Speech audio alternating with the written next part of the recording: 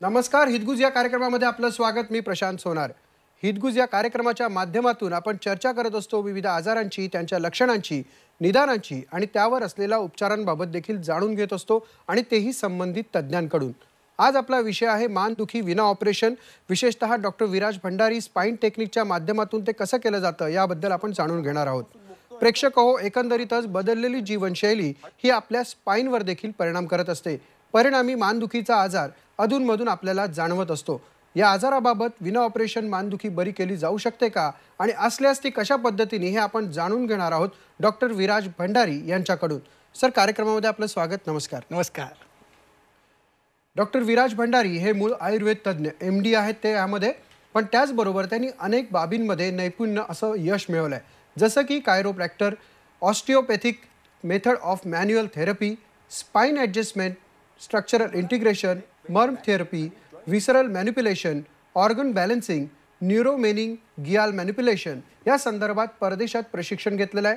या सर्व पॅथी एकत्र करून उपचार करणारे आधुनिक युगातील आधुनिक डॉक्टर विराज भंडारी आहेत. केरळपासून महाराष्ट्रातील हाडवैद्य असतील, त्याचबरोबर Poland, Germany, Europe, America, China, England, Austria यासारख्या अनेक ठिकाणी मणक्यांच्या विकारांची आधुनिक उपचार पद्धती जाणून घेऊन त्याचं प्रशिक्षण घेतलेलं आहे आणि ते योग्यरित्या ते वापरत देखील आहेत. त्याचबरोबर परदेशात संशोधन देखील केलेलं आहे. Evidence based practice of spine अशा तज्ज्ञ डॉक्टरांसोबत काम देखील केलेलं आहे. विशेष करून मणक्यांचे सर्व आजार जसे की disc bulge, degenerative spine, cervical pain, lumbar pain, herniated disc, slip disc यासारख्या अनेक उपचारांवरती देखील त्यांनी काम केलेलं आहे. एकंदरीतच ज्या व्यक्तींना 10 मिनिटांपेक्षा जास्त चालता येत नाही आहे, पाय जड झालेले आहेत, बधीर होणं आहे, त्याचबरोबर मुंग्या येणं आहे, चक्कर येणं आहे, नस दुखणं आहे, चकती बाहेर येणं आहे, यासारख्या त्रास जे होतात, ज्या व्यक्तींना होतात, या आजारांवर देखील त्यांनी परदेशातील व प्राचीन भारतातील उपचार पद्धतीचा संगम अशा पद्धतीने केलेला आहे की जेणेकरून आपल्याला विना ऑपरेशन देखील या आजारांवर विजय मिळवता येतो. डॉक्टर भंडारी स्पाइन टेक्निक हे यासाठीच विशेषतः प्रसिद्ध आहे. डॉक्टर भंडारी स्पाइन टेक्निकमुळे साधारणतः आतापर्यंत 20,000पेक्षा जास्त मणक्या विकारांचे रुग्णांचे उपचार त्यांनी केलेले आहेत. ऑपरेशन त्यामुळे वाचवण्यात यश आलेलं आहे. विना ऑपरेशन त्यांनी हे केलेलं आहे. त्याचबरोबर डॉक्टर भंडारी यांचं वैशिष्ट्य म्हणजे ते अचूक निदान आणि योग्य उपचार करतात. त्यामुळे त्यांच्याचकडनं जाणून घेऊया एकंदरीतच या मानदुखीविषयी. कारण मान हा जसा आयुष्यात महत्त्वाचा असतो तसा शरीरात देखील मान हा घटक तितकाच महत्त्वाचा असतो. डॉक्टर, मुळात मानदुखी असेल, कंबरदुखी असेल, हे मणक्यांचे विकार का बळावतात? एक लक्षात घ्या, सध्याची जी लाईफस्टाईल आहे, सेडेंटरी लाईफस्टाईल आहे, जास्तीत जास्त माणूस हा बसतोय. एकदा बसला की कामाच्या निमित्तामुळं त्याला उठावंसं वाटत नाही किंवा कामाचं प्रेशर त्याच्यावरती असतं. बऱ्याच वेळा लोक 8 तास, 10 तास, 12 तास बसणारी मंडळी आहेत. त्याचबरोबर स्क्रीनच्या समोर बसणं, बऱ्याच वेळा एखाद्या मशीनवरती काम करणं किंवा डोक्यावरती ओझं घेऊन जाणारे आपले शेतकरी बंधू असतील. तर हे जे काम आहे ते अति कष्टाने, अति वेळ, अति एका स्थितीमध्ये बसणं, एका जागेवरती एकटक बघणं, ह्याच्यामुळे बऱ्याच वेळा मानदुखीला सुरुवात होते. त्याचबरोबर काही लोकांना चक्कर येते, काही लोकांच्या हाताला मुंग्या येतात, काही लोकांचा हात जड होतो. मान दुखायला लागल्यानंतर मानेसोबत कमरेचं दुखणं चालू होतं. कधी कधी उजवा पाय, डाव्या बाजूची कंबर ही दुखायला लागते. तर हे सगळं जे आहे ते बेसिकली पोश्चरल चेंज, काहीतरी झटका बसणं, काहीतरी उचलणं, काहीतरी पुश करणं, पुल करणं, हे करत असताना एका वेळेस 3 हालचाली करणं. त्यामुळे बऱ्याच वेळा बघा, एखादा माणूस स्कूटर चालवतोय किंवा बाईक चालवतोय आणि बाईक चालवताना कोणीतरी आवाज दिला आहे आणि पटकन मान वळवली, त्यामुळे विस्प्लाश डिसीज म्हणजे मानेला झटका बसून तिथल्या मसल दुखावल्या जाणं आणि त्यातनं गादी किंवा चकती ही बाहेर येणं आणि त्याच्यामुळे मान दुखायला सुरुवात होते. त्याचबरोबर काही लोकांना सकाळी उठल्या उठल्या पाणी प्यायची सवय असते. ते लोक 2 ग्लास, 3 ग्लास, 8 ग्लास पाणी पिणारेही मंडळी आहेत. ते पाणी पिल्यामुळे बऱ्याच वेळा गॅस तयार होतो, पोट फुगतं आणि पोटातला गॅस हा सगळा मानेच्या आजूबाजूला येतो आणि तिथली मान ही अवघडते, लचक बसते. बऱ्याच वेळा एखादी 2 उशा घेऊन रात्रभर झोपणं आणि मोबाईलचा वापर करताना माहीत पडत नाही की आपण 2 उशा घेतलेल्या आहेत, तसंच झोपला जातं आणि झोपल्यानंतर सकाळी उठल्यानंतर बघता तर मान अवघडली आहे, मान वळत नाही आहे. तर ही सगळी जी कारणं आहेत ती मान दुखायची आहे आणि ही कारणं जी आहेत ती जर आपण बंद केली तर आपला मानदुखीचा त्रास हा नक्कीच कमी होणार आहे. नक्कीच डॉक्टर, पण एकंदरीतच या मणक्यांच्या आजारांवरती आधुनिक देशातले आजारांवरचे उपचार असतील किंवा प्राचीन भारतातल्या उपचार पद्धती असेल, यांचा तुम्ही एक अनोखा संगम केलेला आहे. तर त्या निदान पद्धती कशा असतात त्या संदर्भातल्या? एक लक्षात घ्या, मानेचं जे आजार आहे आणि कमरेचा आजार आणि पाठीचा आजार, हे 3 टप्प्यामध्ये आपण त्याला बघतो. पहिली मान जी आहे ती मानेचं रोटेशन किती आहे, पेशंटची मान किती टप्प्यामध्ये वळते, उजवीकडे किती जाते, डावीकडे किती जाते, वरती किती जाते, खाली किती जाते. त्याचबरोबर मानेमध्ये 7 मणके, 7 मणक्याच्या मधनं कॅरोटिड आर्टरी गेलेली आहे लाल रंगाची. जी कॅरोटिड आर्टरी जी आहे ती बेसिकली बऱ्याच वेळा मणका जर मागे आला, उजवीकडनं मागे आला किंवा डावीकडनं मागे आला तर बऱ्याच वेळा चक्कर येते पेशंटला. त्याचबरोबर काही पेशंटला मुंग्या येतात. तर 2 मणक्यातलं अंतर जे आहे ते काहीतरी झटका बसला त्याच्यामुळे ते कमी झालं आणि ती गादी बाहेर आली, उजव्या साईडनी बाहेर आली तर उजव्या हाताला मुंग्या येतात, डाव्या साईडनी बाहेर आली तर डाव्या हाताला मुंग्या येतात. मुंग्या याचा प्रकार जो आहे तो काही पेशंटला फक्त करंगळीला आणि एल्बोपर्यंत आतमधल्या बाजूला मुंग्या येतात, काही पेशंटला बाहेरच्या बाजूला एक्सटर्नल अंगठ्यापर्यंत मुंग्या येतात, काही पेशंटला पूर्ण हाताला मुंग्या येतात, हात जड होतो, बधीर होतो. तर ही सगळी जी लक्षणं आहेत त्याचं निदान होणं खूप गरजेचं आहे. त्याच्यासाठी पहिली गोष्ट आपण मानेची जिलेट टेस्ट करतो. त्यानंतर नर्वोस्कोप नावाचं जे मशीन आहे, मानेपासून पहिल्या मणक्यापासून ते माकडापर्यंत लावलं जातं. ॲक्यूट कंडिशन आहे, क्रोनिक कंडिशन आहे हे आपण चेक करतो. त्याचबरोबर पेशंटच्या डोक्यावरती हात ठेवला जातो आणि चेक केलं जातं की पेशंटचा त्रास हा न्यूरोलॉजिकल आहे का. बऱ्याच वेळा काही पेशंटला न्यूरोलॉजिकल नर्वचं मॅनिप्युलेशन द्यावं लागतं, कारण नर्वमध्ये फायब्रोसिस होतं किंवा तिथे नोड्स तयार होतात. आजूबाजूला तिथले मसल्स हे ताणले जातात, घट्ट होतात, काहीच्या ठिकाणी गाठी तयार होतात, काहींच्या ठिकाणी लिम्फ नोड सुजतात. त्याचबरोबर काही पेशंटमध्ये आम्ही जिलेट टेस्ट करतो, काही पेशंटमध्ये स्पर्लिंग टेस्ट केली जाते आणि चेक केलं जातं की नर्व ही डॅमेज आहे का, बोन हा मिसअलाइन झाला आहे. त्याचबरोबर आपण एक्सरे चेक करतो.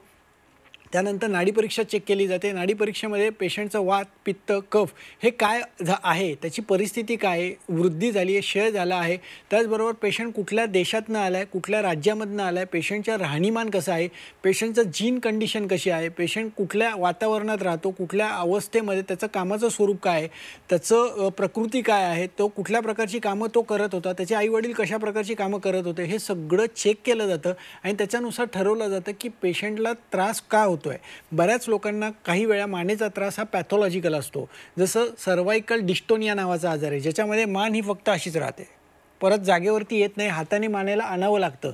काही पेशंटमध्ये HLA-B27 सारखं पॉझिटिव्ह असतो, त्याच्यामध्ये मानेचे मणके फ्यूज होऊन जातात. बांबू स्पाईन, पेशंटचा मणका 30 डिग्रीचा कव पाहिजे, तो मणका पूर्ण सरळ होतो.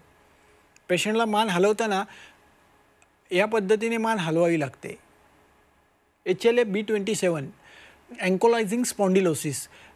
तसंच काही पेशंटमध्ये CRP आणि ESR वाढलेले असतात. काही पेशंटमध्ये झटका बसून किंवा मानेवरती ओझं घेऊन किंवा मान स्वतः मोडली आणि त्याच्यामुळे गादी खाली घसरली आणि त्याच्यामुळे मग हातापायाला मुंग्या येतात, हात जड होतो. तर हे सगळं जे आहे ते MRI चेक केला जातो. MRIमध्ये नक्की पेशंटचं कुठे गादी ही बाहेर आली आहे, त्याचा एपिकॅनॉल किती आहे, हे सगळं चेक केलं जातं. त्याचं व्यवस्थित कस्टमाइज निदान केलं जातं आणि त्याची कस्टमाइज ट्रीटमेंट दिली जाते. डॉक्टर, तुम्ही मान मोडण्याचा विषय केला. बऱ्याच वेळा आपण एक बरं वाटणं म्हणून यासाठी जी ट्रीटमेंट केली जाते, मान मोडून देतो मी तुझी, बरोबर, असं जेव्हा म्हटलं जातं तज्ज्ञांच्या मार्गदर्शनात नसतं तेव्हा ते किती घातक असतं. एक लक्षात घ्या, मागच्याच आठवड्यात छत्तीसगडमध्ये एका न्हाव्याकडे पेशंट गेलं आणि त्यांनी मान मोडली आणि पेशंट जागच्या जागी मृत्यू पावलेला आहे. एक लक्षात घ्या, बऱ्याच वेळा माझ्याकडे एक वेता म्हणून एक पेशंट होतं, नगरमधनं आलेली मुलगी होती 10वीतली. त्यांच्या गावामध्ये आजी खुंट बैलाला किंवा गाईला जे खुंट बांधतात त्या खुंटाच्या दोरीने मान मोडण्याचा प्रकार केला आणि तिचा मणका तिथे फ्रॅक्चर झाला. ही 2 घटना मी स्वतः डोळ्यांनी आत्ता बघितलेल्या आहेत. तर एक लक्षात घ्या, मान ही मोडणं, तुम्ही क्रायोप्रॅक्टरकडे जावा आणि मान मोडून घ्या. असं स्वतःहून जर घरी प्रयोग करायला गेलात तर बऱ्याच वेळा तिथल्या नसा या जागच्या जागी कॅरोटिड आर्टरी पिंच होते आणि बऱ्याच वेळा मृत्यूला सामोरं जावं लागतं. तर कधी काही पेशंटच्या हातातली ताकद नष्ट होते, पूर्ण हातातली वस्तू खाली पडते, स्वतःचं बटन स्वतःला लावता येत नाही, स्वतःची साडी स्वतःला घालता येत नाही, अशा प्रकारची दुर्घटना होण्याचे चान्सेस जास्त आहेत. त्याच्यामुळे एक लक्षात घ्या, यूट्यूब, फेसबुक, इंस्टावरती बघून स्वतः मान मोडायला जाऊ नका.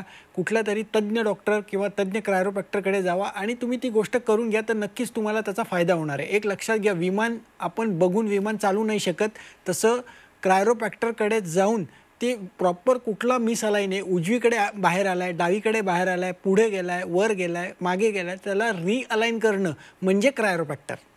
नक्कीच खूप मोलाची अशी टीप दिलीत. डॉक्टर, तुम्ही ज्या काही उपचार पद्धती सांगतायत अशीच उपचार पद्धती रुग्णांनी घेतले, त्यांचं काय मत आहे तुमच्याबद्दलचं, या उपचारांबद्दल हे आपण पाहूयात. मैं वैष्णवी रस्तोगी, मैं मगरपट्टा से आई हूँ। मेरे बैक में बहुत पेन था और मेरे पैर में बहुत मूंगी आती थी, मैं चल भी नहीं पाती थी, बैठ भी नहीं पाती थी। मेरे मामा ने मुझे फिर सजेस्ट किया डॉक्टर विराज भंडारी के पास जाओ, उनको भी प्रॉब्लम थी तो वो भी आते थे। उसके बाद मैं आने लगी यहाँ पे तो धीरे धीरे रिलीफ मिलता था। पहले बैठने नहीं आता था, फिर बैठने आने लगा, नीचे मांडी डाल के। मूंगियाँ 2-3 थेरेपी के बाद ख़त्म हो गए। अभी मुझे बहुत रिलीफ है पहले से, अभी सब कुछ कर सकती हूँ मैं।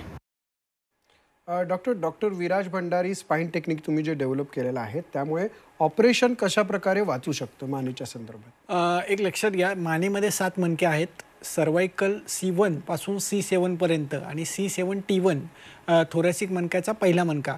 तर एक लक्षात घ्या, 2 मणक्यातल्या ज्या गाद्या आहेत त्या बऱ्याच वेळा जर बाहेर आल्या, काही कारणास्तव, पहिला आजार म्हणजे डिजनरेटिव्ह चेंज. डिजनरेटिव्ह म्हणजे वयामानानुसार किंवा अति कष्ट करणे, अति काबड कष्ट करणे किंवा एकटक बघणे, ओझं डोक्यावरती घेणे किंवा मान सतत स्वतःहून मोडणे किंवा मानेला आणि डोक्याला सतत एका अँगलमध्ये ठेवणं बऱ्याच वेळ.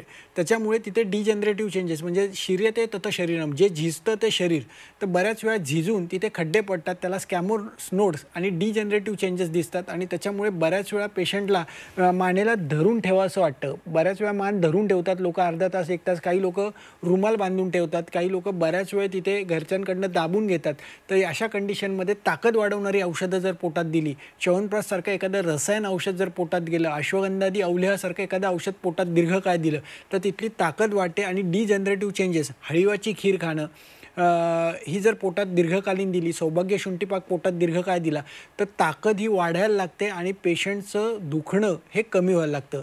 त्याचबरोबर दुसरी गोष्ट जी आहे ती मध्ये मानेच्या आजारामध्ये बऱ्याच वेळा गादी ही बाहेर आली तर ती गादी बाहेर येण्याचं कारण आहे कुठेतरी झटका बसणं, कुठेतरी टॉर्क आणि फोर्स वाढणं आणि तो झटका बसल्यानंतर त्या मानेच्या मणक्यामध्ये आम्ही ते कस्टमाइज निदान करतो. निदान करून चेक केलं जातं की नक्की या पेशंटला कोणत्या प्रकारची ट्रीटमेंट ही द्यावी लागणार आहे.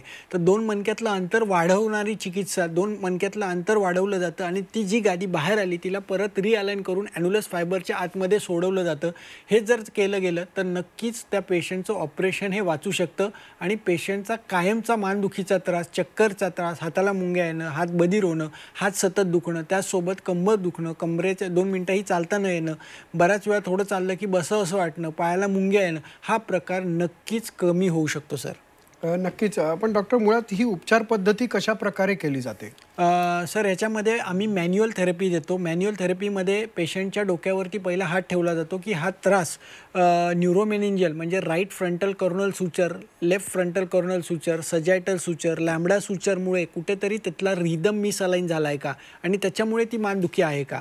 बऱ्याच वेळा काही पेशंटमध्ये पेन जे आहे, upper trapezius muscle pain, स्टर्नोक्लिडोमॅस्टॉइड pen, स्केलनी नावाची मसल आहे ती टाईट झालेली असते, बऱ्याच वेळा तिथे गाठी झाल्या, कडकपणा इथे आलेला असतो आणि त्याच्यामुळे मान सतत अवघडते. काही पेशंटच्या दाताच्या आतमध्ये आम्ही ओरल वर्क करतो जेणेकरून ओरल वर्क केल्यानंतर इथले मसल सगळे रिलीज होतात आणि पेशंटचं पेन कमी होतं. त्याला फेशियल मॅनिप्युलेशन नावाची ट्रीटमेंट म्हणतात. काही पेशंटच्या चेहऱ्यावरती काम केलं जातं, काही पेशंटच्या चेस्टवरती काम केल्यानंतर बऱ्याच वेळा मानेचे मसल हे रिलीज होतात, त्याला फेशियल मॅनिप्युलेशन म्हटलं जातं. बऱ्याच वेळा जिथले मसल हे टाईट झालेत, गाठी झाल्यात, त्या रिलीज कराव्या लागतात. त्याचसोबत बऱ्याच वेळा कधी कमरेच्या तिथले मसल हे टाईट होतात आणि मान ही मागच्या दिशेला ओढली जाते. काही वेळा तुमची लॅटरल बाजू, फिमरचं हेड जे आहे, मांडीचा जो भाग आहे, तिथल्या मसलमध्ये गुठळ्या तयार होतात आणि पेशंटची मान ही तिरकी होते. तर जोपर्यंत तुम्ही मांडीच्या भागातल्या मसल रिलीज करत नाही तोपर्यंत मानेच्या तिथला ताण हा कमी होत नाही. हे डॉक्टर ठरवतात की नक्की ताण कुठे आला आहे. त्याला चेक करण्याची विशिष्ट पद्धत आहे. पेशंट उभं राहून आम्ही त्या मसलचं टेस्टिंग करतो की नक्की कोणत्या मसलमध्ये प्रॉब्लेम आहे, कोणत्या फेशियाच्या टोटल 10 लाईन्स आहेत, त्या 10 लाईनमध्ये कुठली लाईन ही बिघडली आहे आणि सगळ्या लाईनी ह्या रिअलाइन केल्या जातात, रिजनरेट केल्या जातात. त्याच्यामध्ये फेशियल मॅनिपुलेशन नावाची ट्रीटमेंट दिली जाते. त्यानंतर क्रायोप्रॅक्टर, मगाशी जे मी म्हटलं की जो बोन मिसअलाइन झाला आहे, पुढे गेला आहे, मागे गेला आहे, त्याला रिअलाइन केलं जातं. त्यासोबत ऑर्गन रिअलाइन केले जातात. बऱ्याच वेळा मानेच्या दुखण्यामध्ये डिओडिनम नावाचा जो अवयव आहे, लिव्हर जे आहे, लिव्हर हे मिसअलाइन होतं. बऱ्याच वेळा त्याची मुवमेंट स्वतःची होत नाही, तिथले लिगामेंट टाईट होऊन जातात. मग त्या लिव्हरला मॅनिपुलेट केलं जातं, तिथले लिगामेंट रिलीज केले जातात, गाठी सोडवल्या जातात आणि त्याच्यामुळे पेशंटचा मान दुखायचा त्रास हा कमी होतो. ही सगळी ट्रीटमेंट ज्या मॅन्युअल थेरपी आहेत या कस्टमाइज केल्या जातात. महिन्यातनं एक दिवस पेशंटला दवाखान्यात बोलवलं जातं. 3 तासापासून 5 तासापर्यंत मानेच्या आजूबाजूच्या मसलपासून डोक्यापासून पायाच्या बोटांपर्यंत ट्रीटमेंट दिली जाते आणि साधारण 7 ते 12 सेशनमध्ये मानेच्या चकत्या ज्यांच्या बाहेर आल्यात त्या पूर्णपणे बऱ्या होतात आणि त्यांचं ऑपरेशन हे नक्कीच वाचतं. नक्कीच डॉक्टर, तुम्ही पेशंटवरती जे उपचार करतात असेच एक पेशंट आहेत ज्यांनी तुमच्या या सगळ्या उपचार पद्धतीबद्दल काय मनोगत व्यक्त केलेत ते पाहूयात. मला सर्व्हायकल आणि स्पॉन्डिलायटिस या दोन्ही गोष्टींचा आणि लंबर ह्या सगळ्या गोष्टींचा भयंकर त्रास होत होता. ॲक्च्युली हा त्रास मला मागच्या 12 वर्षापासून होता. फर्स्ट सेटिंग झाली त्या दिवशी खूप भयानक दुखलं. टेंटेटिव्हली हे दुखणं 4th सेटिंगपर्यंत चालू होतं. तर एक वेळा असं पण वाटलं होतं की आता बास दुखतंय तर काय करायचं काय नाही. बट तरी पण म्हटलं नाही, आपण लाईन ऑफ ट्रीटमेंट चालू केली आहे, 7 सेटिंगची सांगितली तर ती आपण घेऊयात. त्यांच्या ज्या वेगवेगळ्या थेरपीज आहेत, फेशियल थेरपी म्हणा किंवा बाकीच्या ते स्पाइन अलाइनमेंट, ते इतकं छान वाटतं ते दरवेळेस घरी गेल्यावर की मी नॉर्मल रुटीननी कामं करायला सुरू केलं. आज माझी 7th ट्रीटमेंट आहे. यामध्ये सुद्धा मला वेगवेगळे प्रॉब्लेम झाले होते. PCODचं थोडं अचानक ब्लिडिंग चालू झालं होतं. सरांना मी जेव्हाही फोन केला, माझे जेव्हाही कुठले छोटे मोठे दुखणे सांगितले, मला हे आवर्जून सांगायचे की त्यांनी मला कधीही असं की आम्हाला माहिती नाही काय नाही, ते तुमचं प्रॉब्लेम आहे बघा, असं नाही. म्हणजे माझी फिजिकलपासून तर मेंटल स्टेटसुद्धा त्यांनी खूपरित्या मला एक इमोशनल टच जो म्हणतो तो सगळा एकदम छानरित्या दिला. आणि आज 7th सेटिंगला मला हे अगदी हसत सांगावंसं वाटतं की मी जो त्रास तेव्हा सहन केला होता तो एकदम गायब झालेला आहे. It's just like a magic.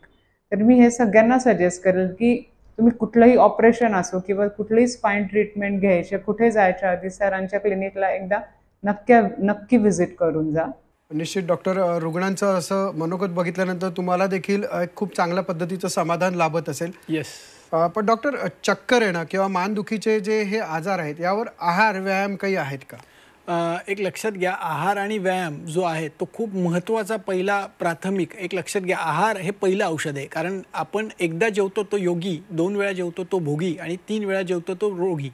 3 बैठकीत जेवण नाही करायचं. तर एकदा तुम्ही जेवायला बसलात तर षडरसात्मक पोटभर तुम्हाला जेवण करायचं आहे आणि ते षडरसात्मक म्हणजे गोड पदार्थ हे जेवणाच्या सुरुवातीला खावा, आंबट खारट पदार्थ जेवणाच्या मध्ये खावा, तिखट तुरट कडू पदार्थ हे जेवणाच्या शेवटी खावा. त्यासोबत व्यायाम जो आहे, Monday yoga programme, Wednesday yoga programme आणि फ्रायडे योगा प्रोग्राम हा यूट्यूबला आम्ही टाकलेला आहे. तो लोकांनी जर बघून केला तर नक्कीच पेशंटच्या मानेचे त्रास हे नक्कीच कमी होणार आहेत आणि ते बघून अत्यंत सावकाश पद्धतीने तुम्हाला जमल त्या पद्धतीने तुम्ही योगा करायचा. अति व्हिगरसली, अति जोरात, अति फास्ट कुठलेही योगा करायला जायचे नाहीत, म्हणजे त्रास हा वाढणार नाही. नक्कीच डॉक्टर, तुम्ही इथे आलात आणि खूप चांगल्या पद्धतीने मानेच्या संदर्भातली जी विना ऑपरेशन जी टेक्निक तुम्ही डेव्हलप केलेली आहे, doctor Viraj Bhandari spine technique, याबद्दल तुम्ही माहिती दिलीत, त्याबद्दल आपले विशेष आभार. डॉक्टर विराज भंडारीने आता जे आपल्याला मार्गदर्शन केलं याबद्दलचा एक छोटासा चित्रफित आपण पाहणार आहोत, जेणेकरून आपल्याला त्याबद्दल अधिक माहिती मिळणार आहे. तुम्हाला देखील नेक पेन, बॅक पेन आणि जॉईंट डिस्कम्फर्टच्या आजारापासून मुक्त व्हायचं आहे का? तर हा व्हिडिओ शेवटपर्यंत बघा.